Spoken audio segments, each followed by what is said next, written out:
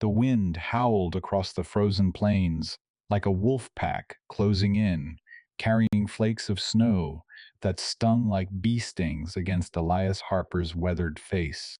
He hunched deeper into his wool coat, the one his late wife had mended, with careful stitches years ago, now frayed at the cuffs from too many hard winters.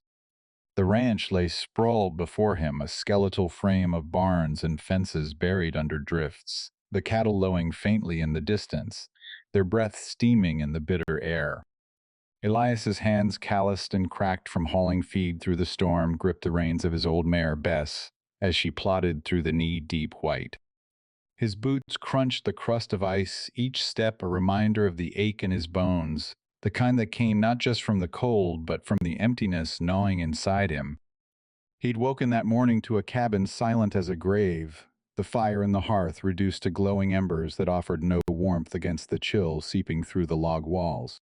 The land was indifferent, vast and unyielding, stretching out to the jagged outline of the Rockies under a leaden sky.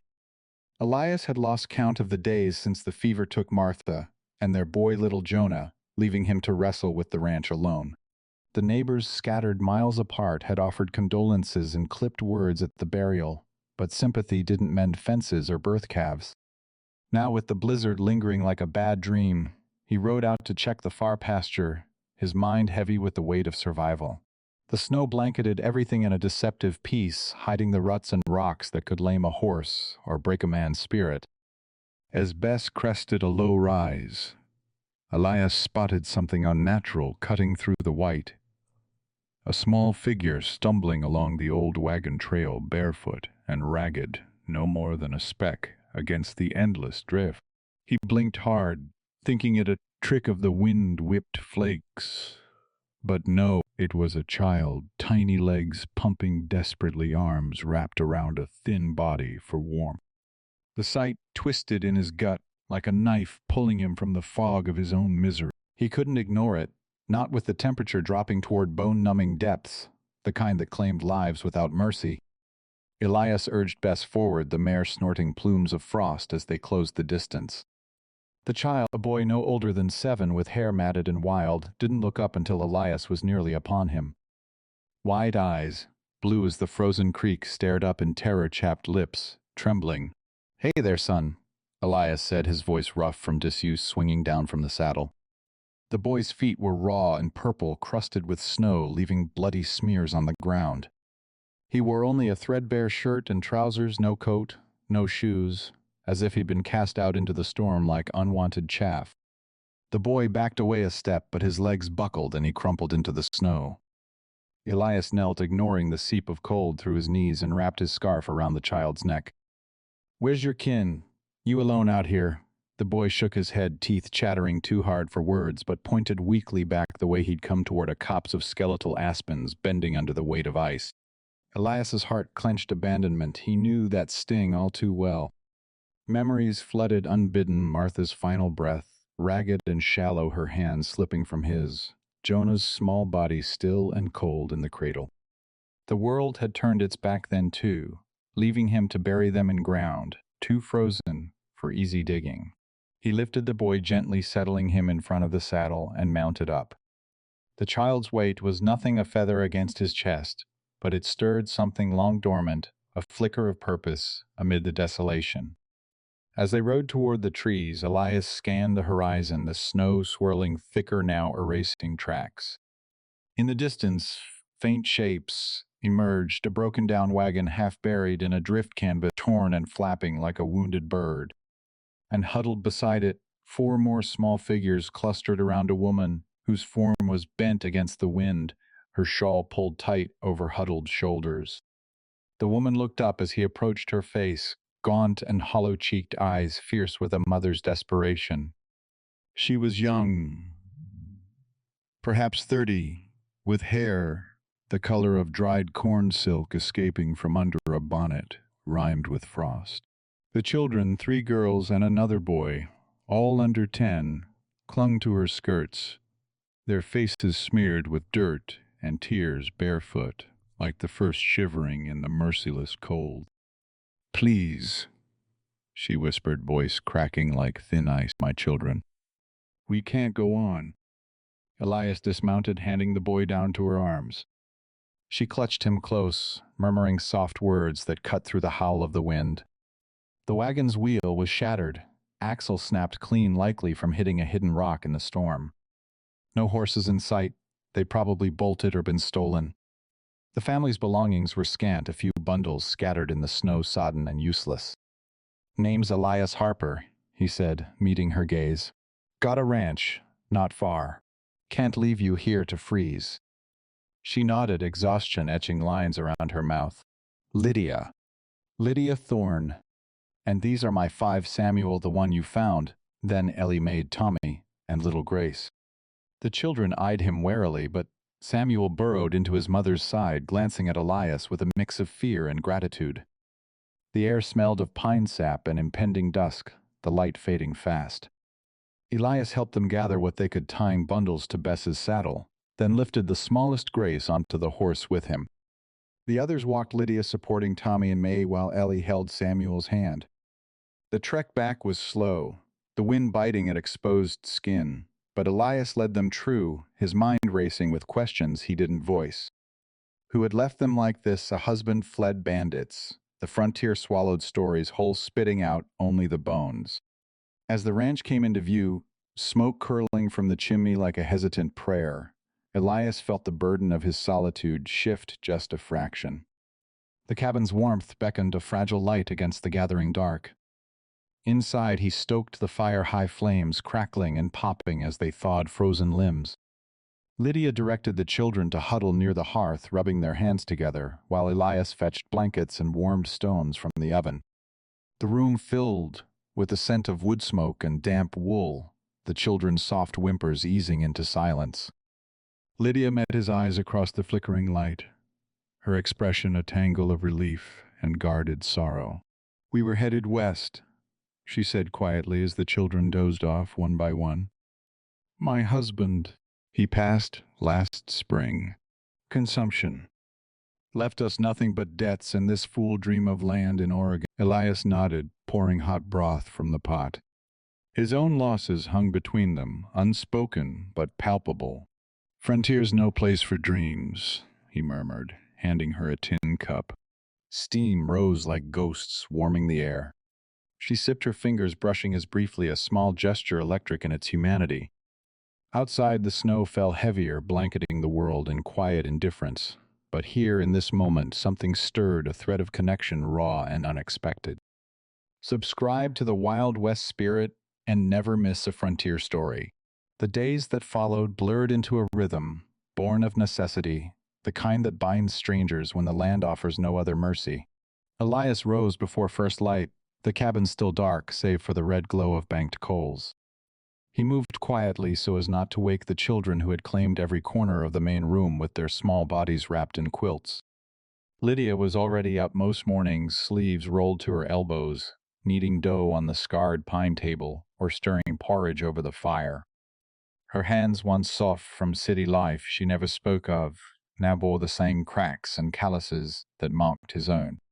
She adapted slowly, fiercely. The first time she tried to milk the 2 remaining cows, her fingers fumbled, the rhythm milk squirting onto her apron instead of the pail. Elias watched from the doorway without comment, then stepped in behind her, guiding her hands with his own gentle, brief touches that left heat lingering on her skin long after he stepped away.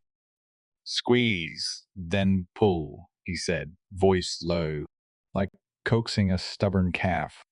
She laughed, once a small, startled sound that surprised them both. After that, she refused his help, determined to master it herself. Each dawn, she returned to the barn, breath fogging the air until the steady ping of milk against tin became as familiar as the wind against the shutters. The children thawed more quickly. Samuel shadowed Elias like a pup, asking endless questions about the horses, the fences, the way snow slid off a pitched roof. Ellie, the eldest girl at 9, helped Lydia with the washing, wringing out sheets, with a seriousness that made Elias's chest ache. May and Tommy chased each other through the drifts until their cheeks burned red, while little Grace clung to Lydia's skirts, sucking her thumb and watching Elias with solemn eyes whenever he passed. He found himself speaking their names without thinking, handing them pieces of dried apple from the cellar, teaching Tommy how to split kindling without splitting his thumb. Evenings were quieter. After supper's stew thickened with barley and whatever root vegetables had survived the frost, they sat by the fire. The children sprawled on the rag rug, listening as Elias told stories of the old trails of buffalo herds that once darkened the plains of winters when men walked out into blizzards and never came back. He spoke little of his own past at first, but the children's questions were relentless. One night, May asked, soft as a whisper, "Did you ever have kids, Mr. Harper?" The room went still. Elias stared into the flames, the log popping and sending sparks up the chimney. "Had a wife," he said finally. "Martha. And a boy, Jonah." Fever took them both 3 winters back. The words came out flat practiced, but his hand tightened around the tin cup until his knuckles whitened. Lydia's gaze rested on him steady and unjudging. She did not offer pity. She simply reached over and laid her hand on his forearm for a heartbeat before drawing it back. The touch was small, fleeting, yet it anchored him. Later, when the children slept, Lydia stayed by the hearth, mending a torn shirt of Samuel's. Elias sat across from her, whittling a small wooden horse from a scrap of pine. The knife moved in slow, deliberate strokes. "You don't have to stay," he said without looking up. "Spring'll come. Roads'll clear. You can still make Oregon if that's what you want." She threaded the needle, paused. "And leave you here alone again." Her voice was quiet, but there was steel beneath it. "We've nowhere else. And you didn't turn away when you could have." She met his eyes, then unflinching. "I see a man who's carried too much by himself." He set the carving aside. "I'm no savior, Lydia. Just a rancher with too many empty rooms." "And I'm no charity case," she answered. "But we're here. All of us. And the work doesn't care who's grieving or who's running." Something shifted in the silence that followed. Not loud, not dramatic, but real. He noticed how the firelight caught the faint freckles across her nose, how her shoulders relaxed when the children laughed. She noticed the way his hand steadied when he lifted Grace onto his lap to show her the constellations through the window, the way his voice softened when he spoke their names. Trust grew in the small hours, her handing him coffee before he left for the barn, at dawn him leaving an extra blanket on her pallet when the wind howled hardest. One evening, he found her outside after the children were abed, staring at the star, arms wrapped tight around herself. He draped his coat over her shoulders without a word. She did not pull away. Instead, she leaned just slightly into the warmth of him standing behind her. "I dreamed of a house," once she said. "White clapboard. A porch. Children running free." A bitter laugh escaped her. "Instead, I got a broken wagon and 5 mouths to feed." "Dreams change," Elias replied. "Sometimes they get smaller. Sometimes they get truer." She turned then close enough that he could see the green flecks in her gray eyes. "And yours," he hesitated, "used to dream of more sons to work the land beside me. A wife who'd grow old with me. Now I mostly dream of making it through another winter without losing anything else." Her hand rose, hesitated, then rested lightly against his chest over the place where his heart beat too hard. "You haven't lost everything, Elias." He covered her hand with his own. Neither moved. The night pressed close around them, cold and vast, but between their bodies, the air felt suddenly warm. The first real test came with the thaw. March arrived like a reluctant promise, the sun climbing higher each day, turning the snowpack to slush that sucked at boots and wagon wheels alike. The creek behind the barn swelled brown and roaring, carrying away the last brittle ice in chunks the size of dinner plates. Elias watched it from the porch one morning, coffee steaming in his fist, while Lydia stood beside him, wrapping her shawl tighter against the damp chill. "They're saying in town the pass is open," he said, not looking at her. "Stage lines running again. You could get word to kin if you've got any left back east." Lydia's gaze stayed on the water, the way it caught the light and threw it back, broken. My sister's in Ohio. She wrote last year offering a room, but it came with strings. Her husband's a deacon. Thinks 5 children without a father means sin, not sorrow. She exhaled slowly. I wrote back once, never heard from her again. Elias nodded. He understood silence better than most. Oregon's still a long haul. Roads are mud to the axles this time of year, and you'd be starting over with nothing but what fits in a trunk. She turned, then studying his profile, the deep lines carved by wind and grief, the gray threading through his dark hair like frost on pine needles. I'm not running anymore, Elias. Not from debts, not from memories, not from what the frontier asks of a body. Her voice held steady, but her fingers twisted the edge of her shawl. But I won't stay where I'm pitied, or where I'm a burden. He met her eyes. You think that's what you are here? I think you're a man who's learned to live alone, she said softly. And I think 5 children and a woman who talks back might feel like an invasion. He set the cup on the railwood creaking under his palm. They laugh, now, fill the rooms with noise. Samuel follows me like I hung the moon. Grace calls me Po when she forgets herself. His throat worked. I didn't know how much quiet hurt till it stopped. Lydia's shoulders eased a fraction. She stepped closer, close enough that he smelled the faint lavender she'd found in Martha's old chest and used to rinse her hair. And me? She asked, barely above a whisper. What do I feel like? He reached out slow and brushed a strand of corn silk hair from her cheek. His thumb lingered rough against her skin, like coming home to a fire that's still burning. For a long moment, neither spoke. Then she leaned in, resting her forehead against his chest. He wrapped his arms around her, tentative at first, then firm as though afraid she might dissolve like morning mist. Her hands fisted in his shirt. They stood that way until the children's voices drifted from inside, calling for breakfast. But trouble found them anyway. Late one afternoon, a rider appeared on the horizon, black coat flapping like a crow's wings against the pale sky. Elias recognized the horse before he recognized the man, Harlan Crow, the banker from Laramie, who held the note on half the ranches in the county. Crow dismounted with the stiffness of a man unused to hard saddles, tipped his hat to Lydia, where she stood on the porch with Grace on her hip, then turned to Elias. Harper, he said, voice clipped and polite in the way vultures are polite before they feed. Word, reach town you've taken in strays. 5 of them, plus a widow. Folks are talking. Elias felt the old anger coil low in his gut. Folks can talk till their tongues fall off. Ain't their business. Crow smiled thin and cold. It becomes their business when a man stops paying what he owes. Mortgage is 6 months behind. Interests compounding. Banks calling it due by month's end, or we foreclose. Elias's hands clenched at his sides. I've got calves coming. Spring grass'll fatten 'em. I'll make good. Bank, don't wait on hope, Harper. And there's buyers circling. Good land like this don't sit idle long. Crow's gaze slid to Lydia, lingering too long. Course, a man with a ready family might find ways to sweeten a deal. Marry the widow, adopt the brood, makes a man look stable. Bank might extend terms for a family man. Lydia stiffened beside Elias.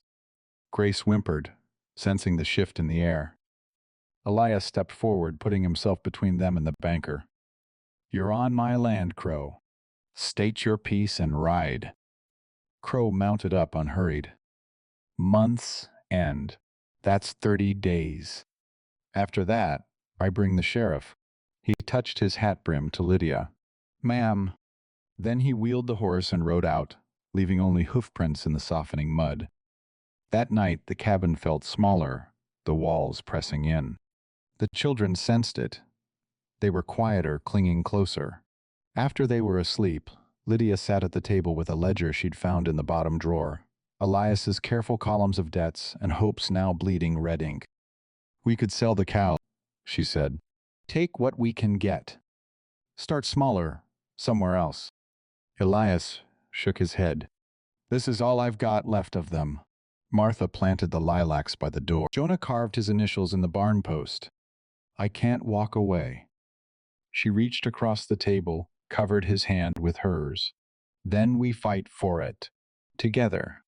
He looked at her, really looked, and saw not just the woman who had stumbled into his life, half frozen, but the one who stayed, who chose the hard ground over easy escape. His fingers curled around hers. Together, he echoed. Outside the creek sang its restless song, carrying winter away piece by piece. Inside, two people sat in the lamplight, heads bent over numbers and promises, building something stronger than either had dared hope for. The 30 days shrank faster than Elias wanted to admit. Mornings blurred into afternoons of frantic work, mending the last sagging sections of fence, before the new calves arrived, driving the small herd to fresher grass, higher up the slope where the snow had melted first, checking the pregnant cows for signs of trouble. Lydia worked beside him without complaint, her skirt muddied to the knees, hair escaping its pins and damp tendrils. She learned to throw a rope with enough accuracy to catch a stray yearling, learned to read the sky for the next storm, the way Elias did, squinting at the color of the clouds, tasting the wind. The children helped where they could. Samuel and Ellie hauled water from the creek in buckets, too heavy for their arms, spilling half but never quitting. May and Tommy gathered kindling until their small hands were pitch black. Grace toddled after Lydia with sticks, clutched like treasures, dropping them at Elias's feet with a proud-for-fire paw. Each time she said it, his chest tightened in a way that hurt and healed at once. Yet the shadow of the deadline grew longer. At night, after the lamps were trimmed low, Elias and Lydia sat at the table with the ledger open between them like an accusation. The numbers refused to bend. One evening she closed the book with quiet finality. I could take the children to town, she said. Find work washing or sewing. Send what I earn back until you're clear. Elias looked at her across the flickering light. And live in some boarding room with 5 of them eating scraps while I stay here alone again. He shook his head. No. We lose this place, we lose it together. Or we keep it together. She reached for his hand. Their fingers laced without hesitation, now calluses fitting together like pieces of the same broken thing made whole. Then we need more than hope, she said. We need help. The next morning, Elias rode into Laramie. He hated asking, but pride wouldn't pay a mortgage. He found old Tom Whitaker at the feed store, the man who'd stood beside him at Martha's burial, and never once mentioned it since. Tom listened, chewing on the stem of his pipe, then nodded once. Reckon a few of us owe you for the times you pulled our stock out of the river or lent your bull when ours went lame. I'll talk to the others. Word spread quiet but sure. By week's end, neighbors began appearing not with cash, but with deeds more valuable on a ranch. A team of mules to help break new ground sacks of seed oats, a heifer and calf dropped off without fanfare. One grizzled widow, Mrs. Calder, brought 2 jars of preserved peaches and a quilt she said had been gathering dust too long. For the little ones, she told Lydia, pressing it into her arms. The community didn't call it charity. They called it neighborin'. Elias understood the difference. He worked harder than he had in years, not just to save the ranch, but to prove he was still part of something larger than his own grief. Crow returned on the 29th day, riding up the lane with the sheriff in tow. The lawman, a spare man named Reeves, looked uncomfortable under his hat brim. Crow dismounted, ledger in hand, satisfaction already curling his lip. Time's up, Harper. Papers are ready. Elias stepped off the porch, Lydia at his side. The children ranged behind them like small sentinels. Samuel held a pitchfork too big for him. Ellie clutched Grace's hand so tight the toddler winced. Got something for you, Elias said. He handed over a folded packet receipts from the neighbor's promissory notes witnessed by Tom Whitaker, and 3 others, enough in pledges and barter value to cover the arrears and then some. Bank'll take it.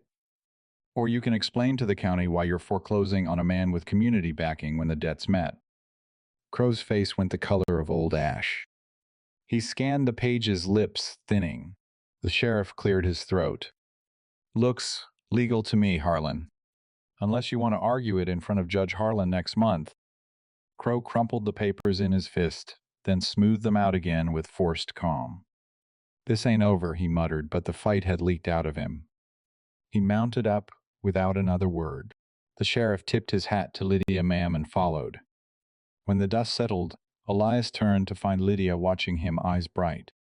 The children erupted into whoops and ran to hug his legs. He lifted Grace onto his shoulders, felt her small hands grip his hair like reins. That night they didn't bother with the table or the ledger. After the children were asleep, Elias pulled Lydia outside to the porch. The air smelled of wet earth and new grass, the first stars sharp overhead. He took her hands in his. "I've got nothing fine to offer," he said. "No white clapboard house. No easy promises.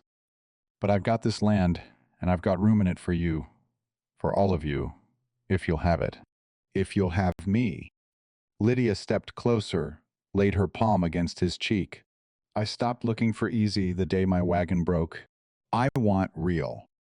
I want you." He kissed her, then slow, careful, like a man afraid the moment might shatter. She kissed him back with the same quiet certainty that had carried her through blizzards and broken axles. When they drew apart, foreheads resting together, the night felt softer, the future less like a threat and more like a trail they could walk side by side. In the spring that followed, Elias built an addition to the cabin, 2 small rooms for the children, a wider porch where they could sit and watch the sun drop behind the mountains. Lydia planted lilacs beside Martha's, mixing the old roots with new, so the scent carried both memory and beginning. Samuel carved his own initials next to Jonah's on the barn post, a careful, proud line. One evening in early summer, as the children chased fireflies across the yard, Elias slipped a plain gold band onto Lydia's finger. Not new, but one he'd kept in a drawer, since Martha passed cleaned now and offered fresh. She looked at it, then at him, tears catching the last of the light. "Voluntary choice," she whispered, echoing words he'd once said to her. "Voluntary," he answered. They stood together on the porch, her head on his shoulder, watching the small silhouettes dart and laugh. The ranch stretched out around them, hard, beautiful, alive. Somewhere in the distance, a calf bawled for its mother, answered by the low, steady call of the herd, settling for the night. The land had taken much, but it had given this too, not an ending to pain, but a place to carry it forward, lighter shared. The summer deepened, turning the grass to gold under a sky so blue it hurt to look at. The new calves grew sturdy on milk and meadow, their bawls echoing across the valley like small bells. Elias found himself rising easier each morning, the ache in his joints, less a punishment and more a reminder he was still moving forward. Lydia's laughter came freer, now clear, unguarded, when Maid tried to braid Grace's wispy hair and ended up with knots that took an hour to comb out, or when Tommy proudly presented a frog he'd named Sir Ribbit and insisted it deserved a place at supper. They married quietly on a Saturday in late July. No preacher could make the ride from Laramie on short notice, so Tom Whitaker stood in, as witness his wife Clara beside him with a small bouquet of wild asters and black-eyed Susans she'd gathered at dawn. The ceremony happened under the big cottonwood by the creek, its leaves rustling like soft applause. Elias wore his best shirt, the one Martha had starched stiff years ago. Lydia wore the same gray dress she'd arrived in, now mended and clean, with a sprig of lavender tucked into the collar. The children stood in a ragged line, Samuel, solemn Ellie, beaming, the younger ones fidgeting, while Elias spoke vows he'd rehearsed alone in the barn the night before. "I take you, Lydia Thorne, and you're 5, not because the land needs hands or the house needs noise, but because my heart learned how empty it was the day you walked out of that storm and into it." His voice cracked only once. "I promise to stand with you through whatever this country throws next, blizzard, drought, or just another hard dawn. You're my choice, voluntary and forever." Lydia's eyes shimmered. "I take you, Elias Harper, not to replace what was lost, but to build what can still be. I promise to meet you in the hard places, to share the load, to love you steady and true." This land, these children, this life, they're ours now. Together. Tom cleared his throat, declared them bound, and Clara dabbed at her eyes with a handkerchief. The children rushed forward in a tumble of arms and legs, hugging waists and knees until everyone was laughing and breathless. Later, Clara brought out a vinegar pie she'd baked in secret, and they ate it on the porch with tin plates, balanced on laps, the sun sliding slow and warm across the yard. Autumn arrived gentle that year, no killing frost until October. Elias and Lydia worked side by side, harvesting what they'd planted: potatoes, fat and smooth, squash glowing orange, and the root cellar corn stalks bundled for winter feed. One afternoon, while the older children were at the creek skipping stones, Elias found Lydia in the new room they'd added, folding tiny clothes into a cedar chest. She looked up, cheeks flushed. "I'm carrying," she said simply. He went still, the hammer he'd been holding forgotten in his hand. For a long beat he couldn't speak. Then he crossed the floor, knelt, and pressed his forehead to her stomach, listening as though the child might already have words for him. Lydia threaded her fingers through his hair. "Boy or girl," she whispered, "they'll know 2 mothers and 2 fathers who came before, and they'll know they're wanted." He rose, pulled her close. "We'll make room. Always room." Winter returned, fiercer than the one that had delivered her to him, but the cabin held warm. The children strung popcorn and cranberries for the tree Elias cut from the north ridge. Grace insisted on hanging the wooden horse he'd carved the first winter they met. On Christmas Eve, they read the story of the manger by lamplight, 5 small heads, leaning against shoulders. And Elias felt the old ghosts, Martha Jonah, hover not as wounds, but as quiet blessings. In the spring that followed, a new cry filled the rooms, a daughter dark-haired like Elias named Hope. Lydia cradled her on the porch, while the older children crowded close, touching tiny fingers with awe. Elias stood behind them, one hand on Lydia's shoulder, the other resting light on Samuel's head. The ranch breathed around them, cattle grazing creek, murmuring lilacs, blooming fierce and fragrant beside the door. The land had taken, yes, but it had given back in measures deeper than blood or coin, a family forged, not by ease, but by endurance. Love not given lightly, but chosen every hard morning. Years later, when the children were grown and some had ranches of their own, Elias and Lydia would still sit on that same porch at dusk, hands clasped, watching the sun bleed gold across the same fields. They never spoke much of the beginning, the barefoot child in the snow, the broken wagon, the empty years before. They didn't need to. The story lived in the small things: the scar on Samuel's palm from learning to split wood, the way Hope's laugh echoed Jonah's, the gold band on Lydia's finger worn thin from years of honest work. They had walked through fire and frost together, and here at the end of one long trail and the start of another, they were still walking side by side, steady home. Hit the subscribe button and join the Wild West spirit today.